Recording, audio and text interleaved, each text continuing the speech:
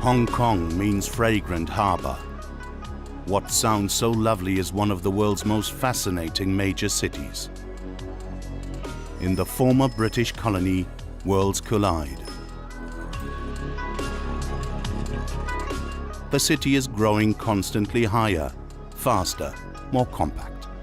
But wild cattle have right of way, and pink dolphins play between container ships and traditional junks.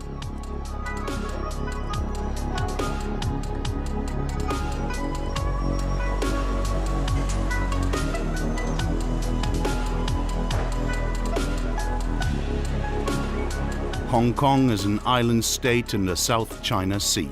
For over 150 years, it was a seething foreign trade post of the British Empire. In 1997, the colonial power had to return this crown jewel. Now, it is a seething foreign trade post of the People's Republic of China. But Hong Kong remains Hong Kong, no matter who governs. The boats of the Star Ferry Company have been crossing between islands and mainland since 1888. To this day in British racing green. Captain Su Wing Chang has been sailing this route for 30 years, one trip every 8 minutes.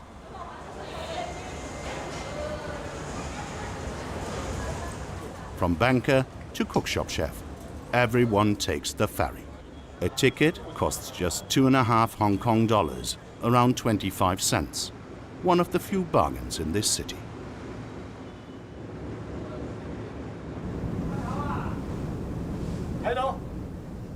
Captain Chan is standing at the helm of Hong Kong's oldest hallmark. I worked my way up from simple sailor to captain. For me, it is a big honor, but also a big responsibility and challenge. The ships are already 50 years old. We've always looked after them well.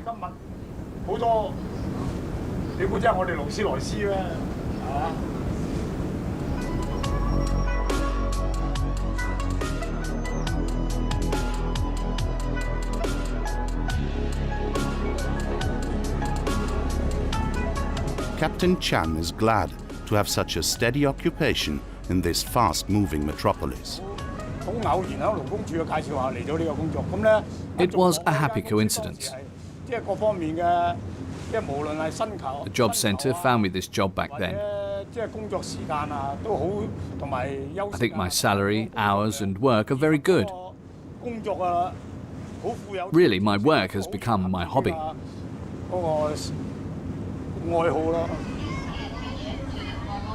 The city changes daily. Only on Star Ferries have things stayed the same for decades.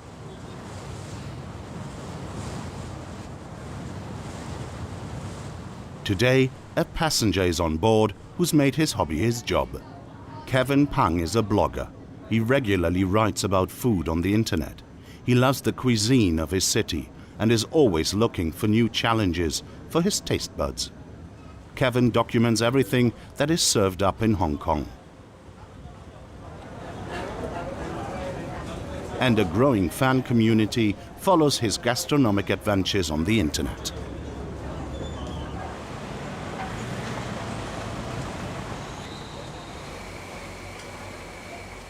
Kevin is drawn to Graham Street, one of Hong Kong's large fish markets. First he pops into the dried fruits de mer specialist. From scallops to, prohibited in Europe, shark fins, all dried products are said to have medicinal properties, and Kevin is currently suffering from a mild acne. He wonders what remedy might be on offer. The assistant suggests swim bladder. Always works, she says, and she tells him it has to be soaked in water overnight. Then it'll be ready for use in the morning. At 34 degrees in the shade and 90% humidity, that fish would rot very quickly outdoors, so most produce on the market is offered alive. Sometimes you can even buy turtles, but today they only have toads. The choice of fish and crustaceans is enormous.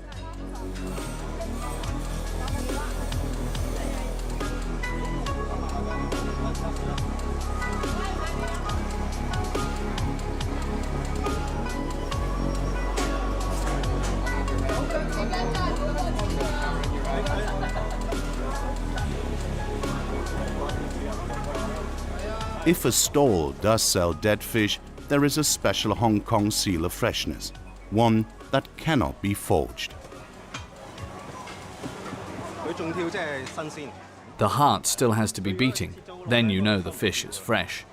Their hearts continue beating for about half an hour after they've been killed.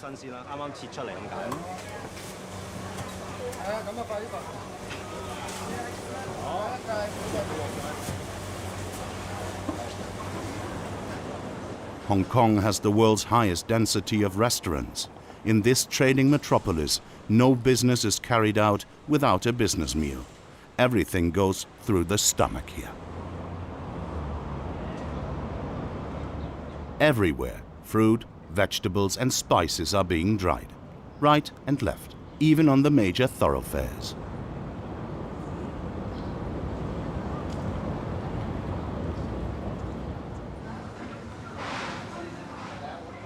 Kevin has retreated to the canteen of the Tai O market to upload his photos and write his comments. He doesn't have to travel for his column. The finest things from around the world land in Hong Kong's pots.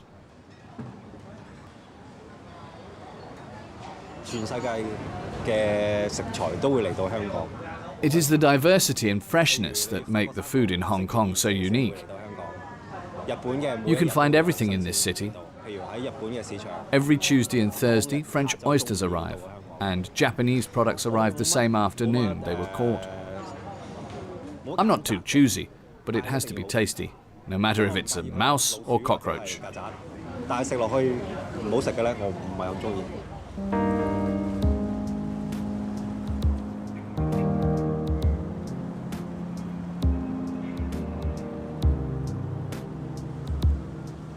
Hong Kong consists of the Kowloon Peninsula and hundreds of islands. There's hardly anywhere as densely populated as this. If everyone lived as close together as they do in Hong Kong, the whole world population would fit into the area of Germany and France.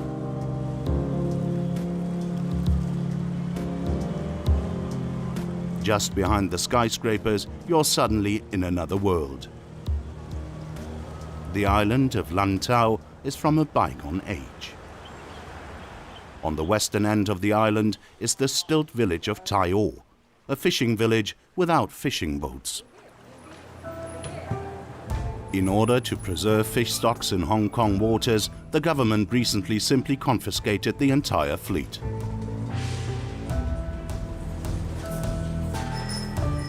There used to be many villages on stilts in Hong Kong, but only Tai O has remained.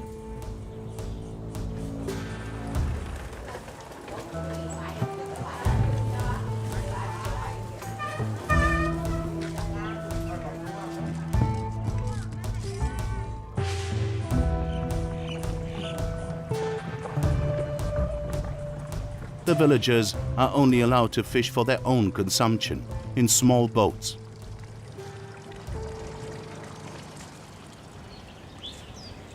But one commercial enterprise remains to this day, the world-famous Tai O shrimp paste production.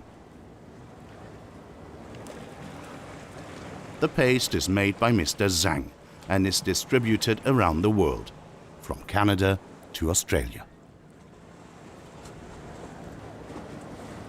My great-grandfather started making shrimp paste in 1920, so we are now in the 4th generation of making it.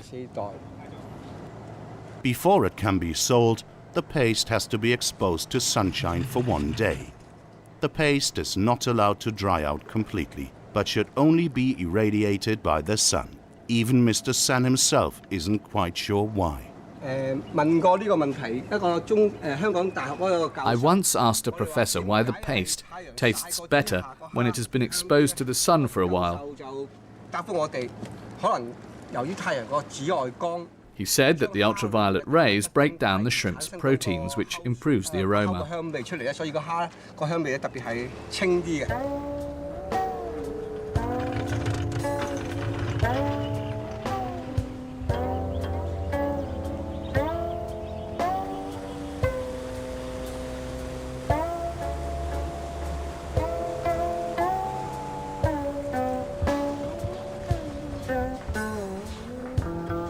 And whilst the shrimp proteins are breaking down, Mama Zheng is lighting incense sticks in the kitchen shrine.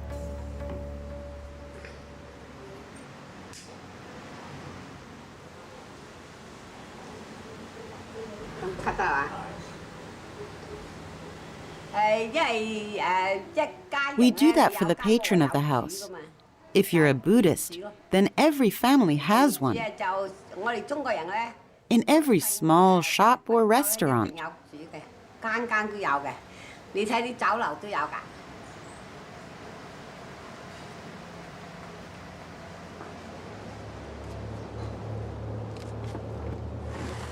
For weeks the paste was constantly ground finer and finer, salted and then left to ferment. Now, after the sun bath, the shrimp paste is ready to eat. Mr. Zhang scrapes it all together and brings it to his wife. She's responsible for packaging.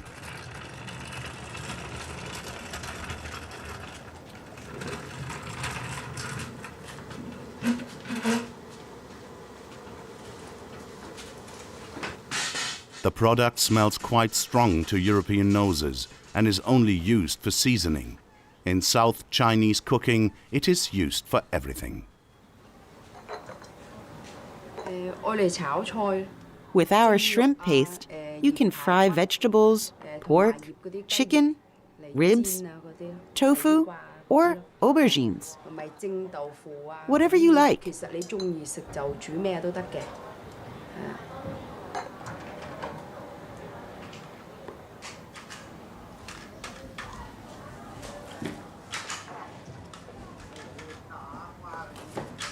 Today is a sad day for the Zhang family.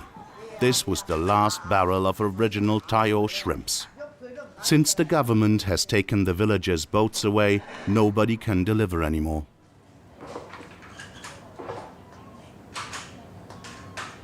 At the beginning of the year, trawling was prohibited. Now the shrimps have to come from elsewhere.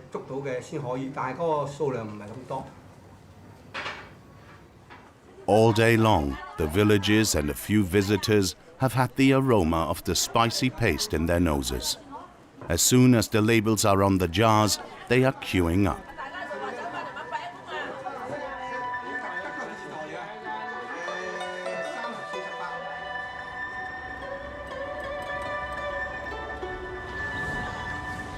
There are many spas and harbour towns in the Hong Kong region. Everywhere, seafood is sold fresher than fresh. The displays in the restaurant look like aquariums in a zoo.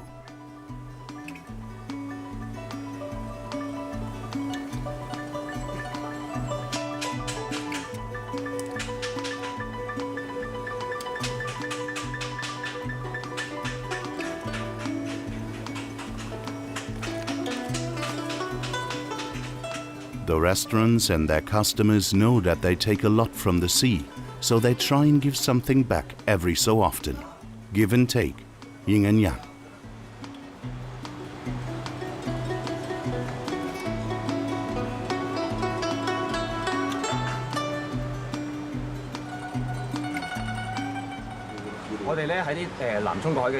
When we hear the fishermen from the South China Sea have caught a special fish, we buy it and put it into our aquarium. Then we wait for a good-hearted soul to buy the fish to be released back into the sea. Whilst this marine monster is waiting to be redeemed, it gets plenty of tender loving care, being fed the same classy foods as the paying customers.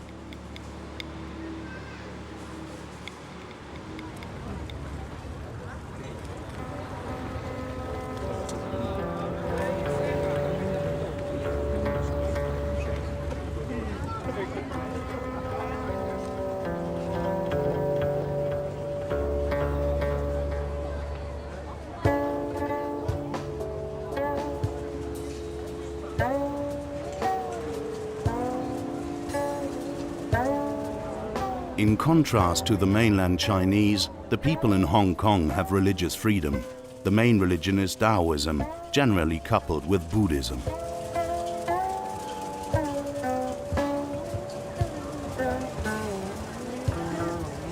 Here in the Wong Tai Sin Temple, they add a little Confucianism to the mix. Everybody combines things as they see fit. Wong Tai Sin makes a big promise to its visitors.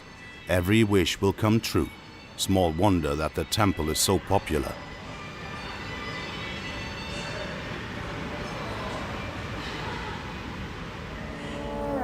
Lack of space everywhere. In Hong Kong City, it is even crowded underground. Burial places are unaffordable. Even though it is not well regarded in Taoism, the government has permitted sea burials, and not only for humans.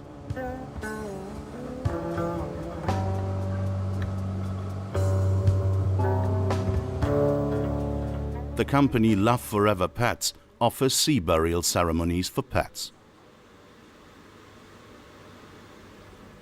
The bright idea came from animal undertaker James Sheck. 40 years ago, when I was a child, we had pets, dogs and cats. There was much more space in Hong Kong then. When an animal died, it was buried in the garden behind the house. That was, of course, much nicer for the animal. At the undertakers, the clients can rent a pigeonhole for the urn and visit their deceased darlings again and again and bring them food. On request, each box can be equipped with a machine that plays funeral music.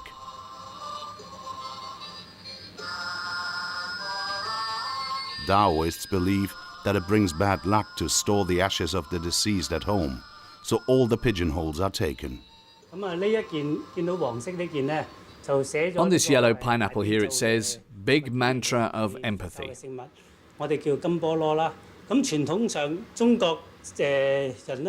We Chinese care for our deceased, because without us, they would have no blessing, money or clothes in heaven. The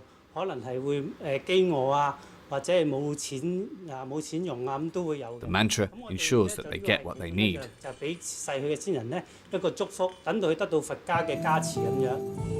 Christian ceremonies can also be held here.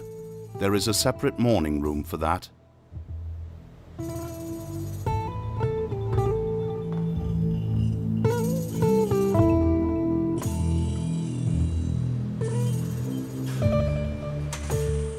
Kitty arrived today, a new customer. She wants to say goodbye to Coco, her golden retriever. The family dog died a week ago. Everything is prepared for the cremation. When Kitty is ready, Coco, together with a big mantra for empathy, is put into the incinerator.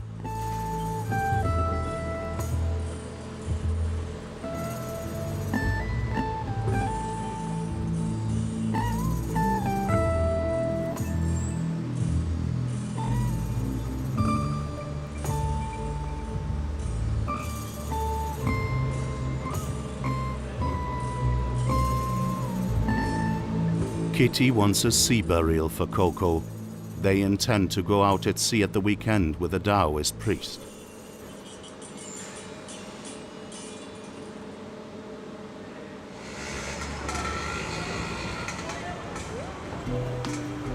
Even though most citizens of Hong Kong love animals, few can keep a cat or a dog. An aquarium, however, fits even into the smallest flat. The so-called Goldfish Street in Mong Kok district is a true shopping paradise for the fans of exotic ornamental fish.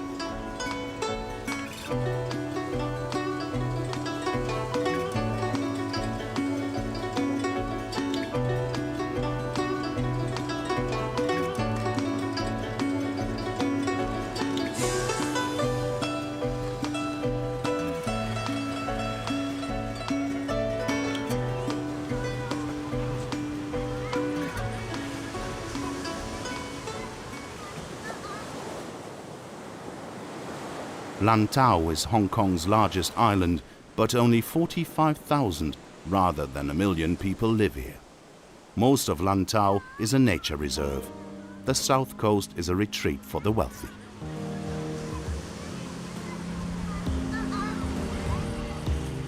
Lots of space and no bustle. Not only stressed business people appreciate this, it also suits the temperament of the heaviest island inhabitants.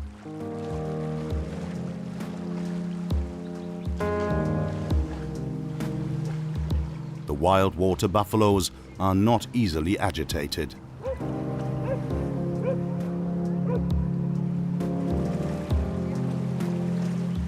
Until the 1970s, the water buffaloes were domestic animals on Lantau. Then the farmers bought tractors and simply abandoned their work animals. Cattle have right of way on the roads, including the many wild oxen. This right is fully exploited.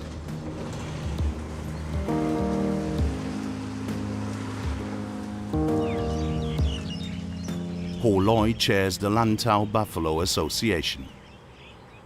She's a volunteer, and day and night she fights for the approximately 70 animals, organizes rescue missions in emergencies, collects money for vet visits, and constantly tries to persuade the islanders that the free-ranging former domestic animals are not useless.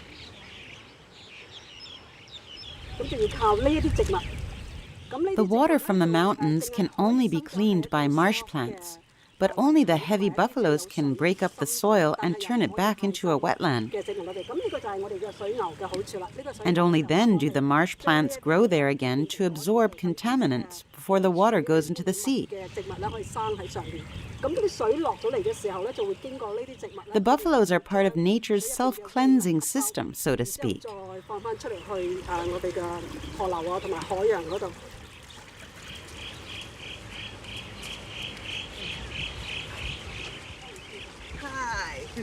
Hello. Normally, Loi is strictly opposed to feeding the buffaloes. She wants them to remain wild and shy of humans. Much more sensitive than he's very naughty. He hates men. But for her neighbor, Mrs. Hui, she makes an exception. Mrs. Hui and the herd's lead bull go way back together.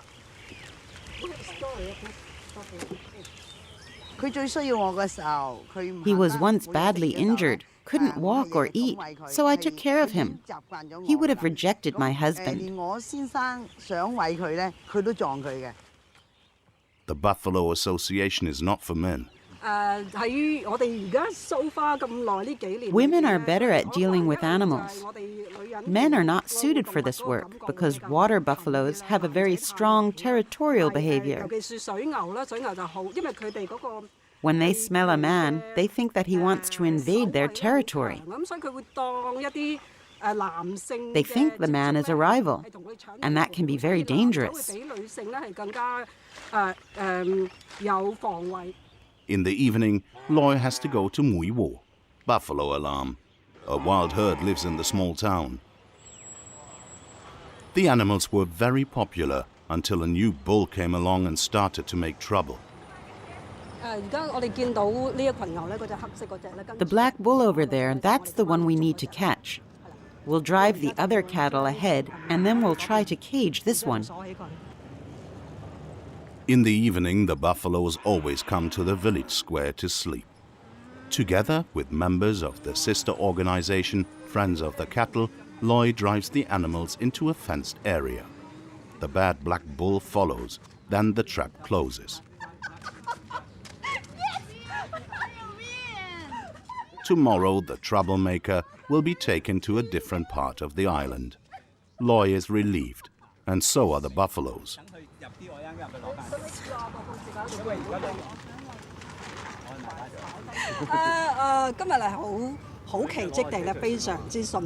It all went very well today.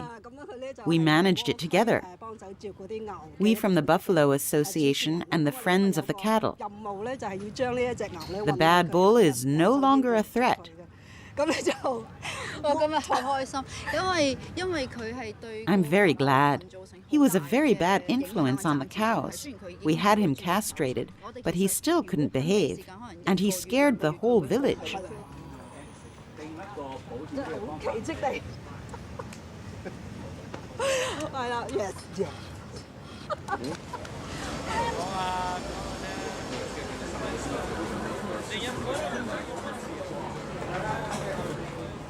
Hong Kong, fragrant harbour.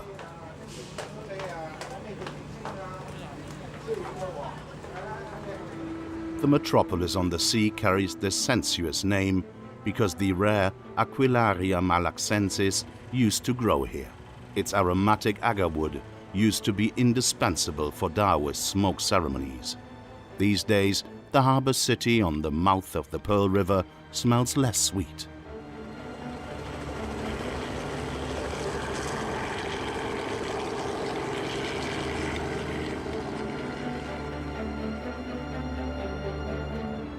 Often, Hong Kong is covered by a thick cloud of smog, made in China, not the only environmental problem.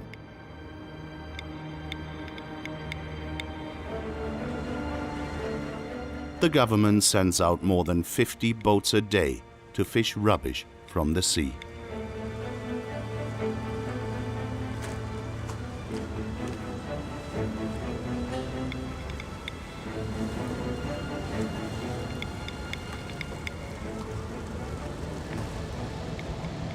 With Chinese determination, the first part of a new 40-kilometer bridge to Macau is being built in front of the new airport. Estimated construction time, 4 years. The building site of this gigantic project is adjacent to a nature reserve where the threatened white dolphins live. Professor Samuel Hung has been around for years to watch and protect the rare animals.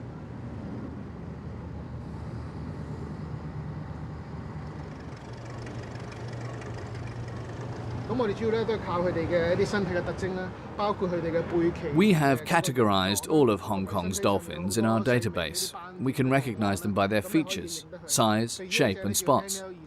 This here is ML24, which we've spotted more than 200 times. And that's ML33. She's always with her baby. We know a lot about her situation. In his work, Professor Hung constantly has to battle against financial and political interests, which nearly always take precedence.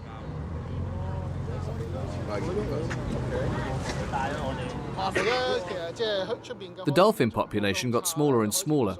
My biggest hope is to reverse this trend. I'm doing my best and am giving the data to the government so it can protect the dolphins and my son can also enjoy these animals later.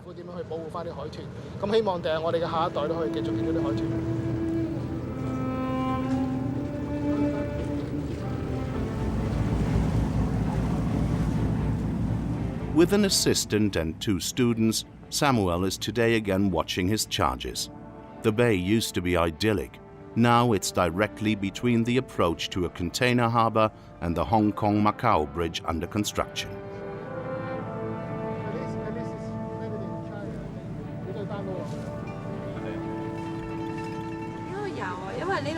These here are Sha Chao and Lung Koo Kei marine parks, a protected area especially for the dolphins. They surface here a lot.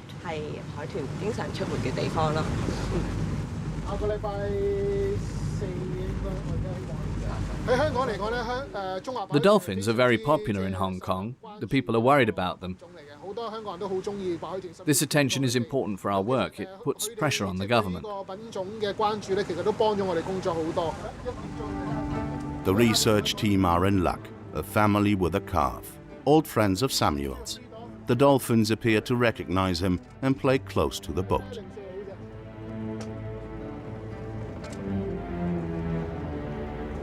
There are white dolphins everywhere in the South China Sea, but only off Hong Kong are they not actually white, but piggy pink.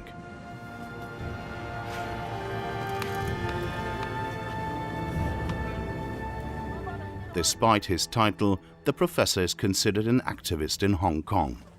His work to protect rare animals is funded entirely by a private foundation.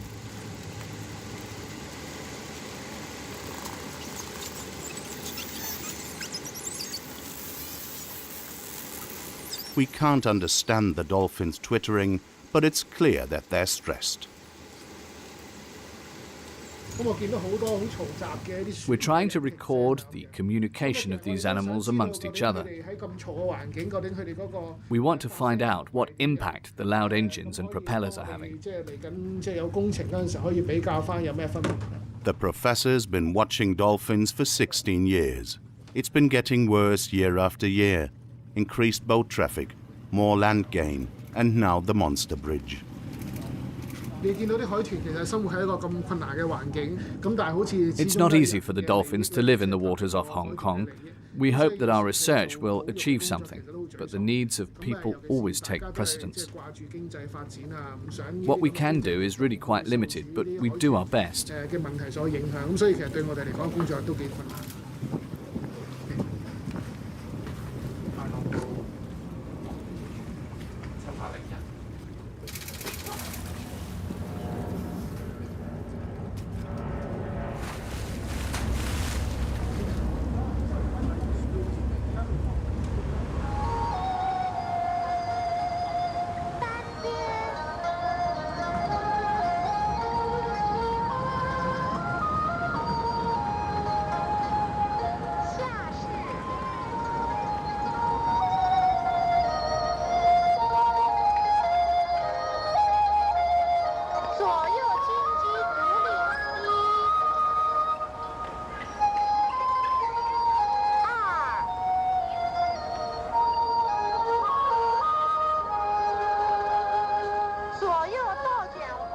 The 9th day of the 9th lunar month is a day with too much yang, a dangerous imbalance.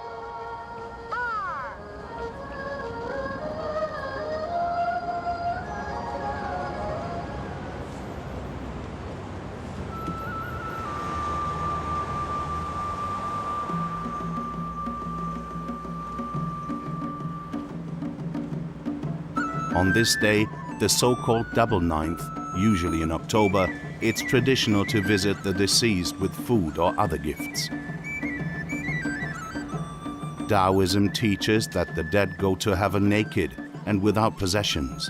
In previous times, symbolic banknotes, so-called hell money, was burned by the graveside. In the 21st century, there's a veritable product range of useful gifts for the dead.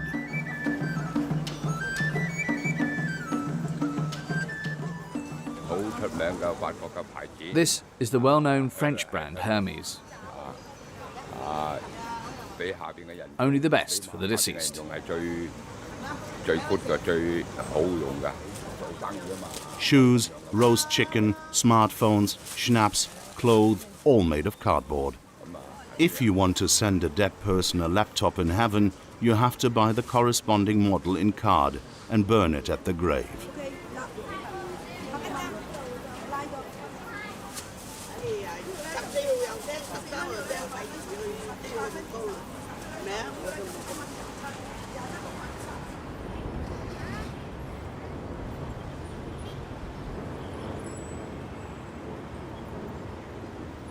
James Shack, the pet undertaker, is today travelling out to sea from the small harbour town Sai Kung with his client Kitty, for the burial at sea of Coco, the golden retriever.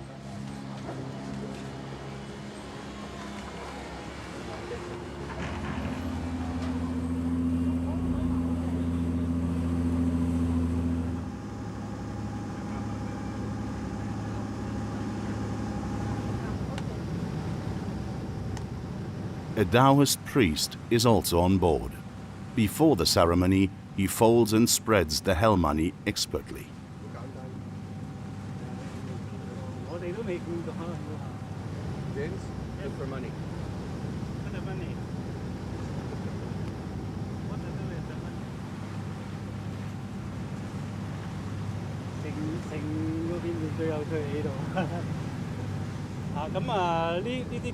Such banknotes are really intended for dead people. At first glance, they're useless for an animal. But we do it for the animals too, because we hope that there'll be humans in their next life. Kitty decided on a burial at sea. Coco should fare well forever after. When I'm old, I won't be able to look after his urn burial place anymore. That's why I want to give him to the sea. Then I don't have to worry about Coco anymore. The boat reaches the government-approved sea burial zone. The ceremony can start.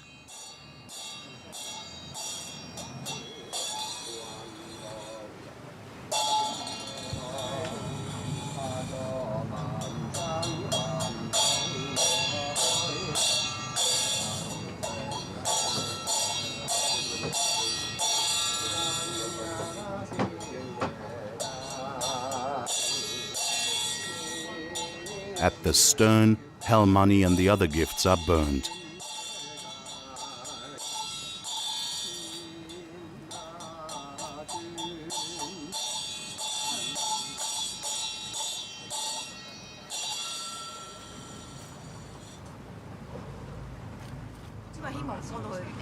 I'm trying to do the best for him.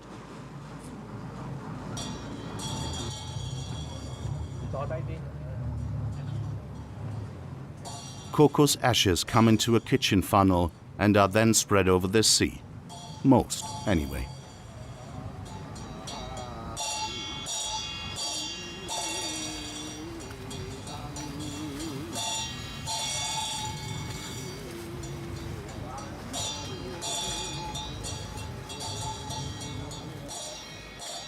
After the main ceremony, James sees to other pets, in the absence of the clients.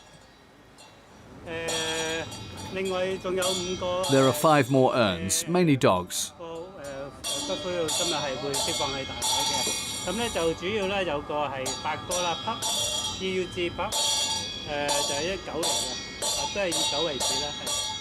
This small urn here, however, is a turtle.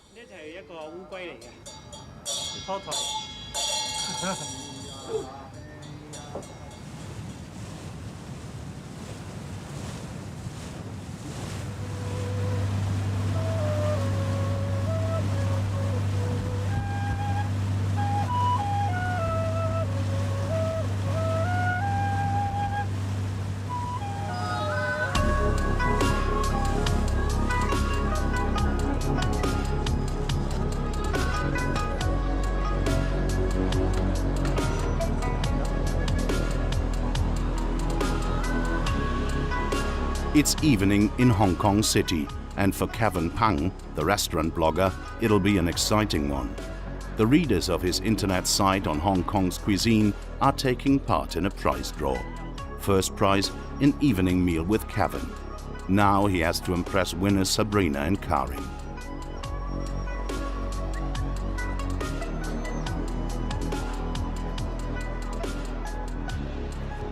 This floating restaurant is the last of its kind.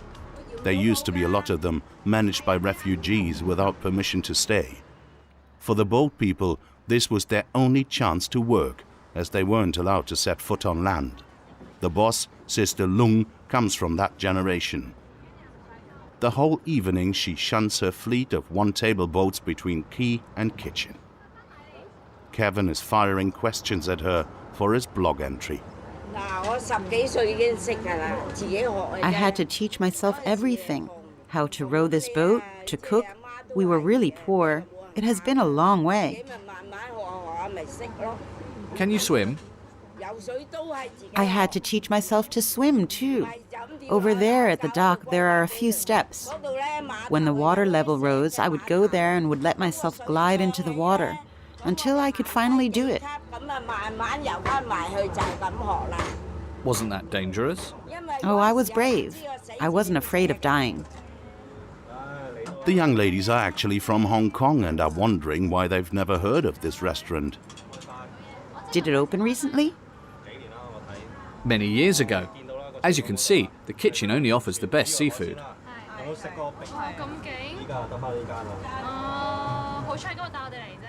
Is it all from Hong Kong? From all over. You really have to try typhoon shelter crab. That one. It's called that because it's next to the typhoon shelter.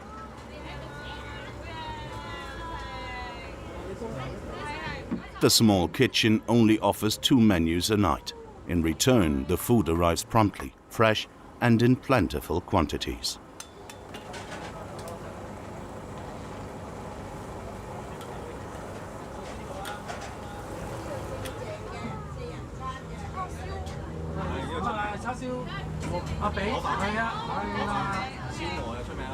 The guests on the floating diners don't have to leave their boats for anything.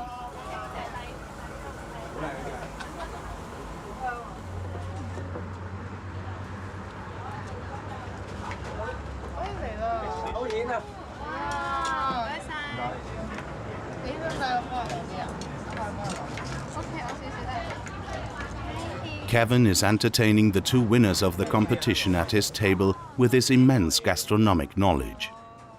And later that evening, when the guests are eating their final course, Sister Lung has a bit more time for Kevin's questions.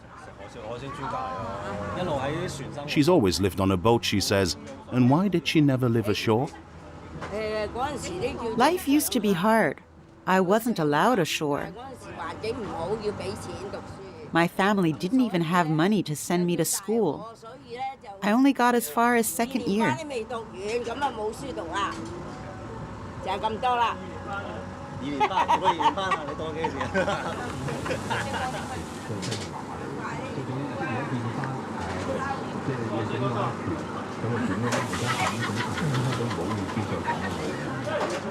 So many courses, and Kevin documents each one in detail for his blog. Sister Lung will surely get more customers soon.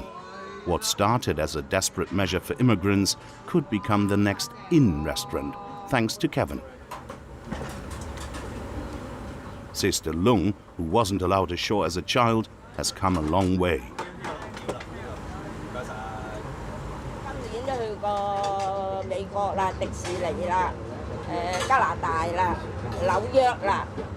This year I was in the USA, in Disneyland, in New York, and also in Canada.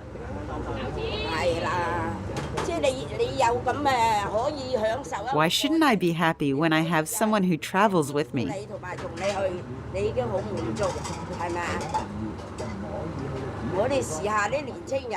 My generation doesn't need much to be happy. Mara TV, you don't need more than this to be happy.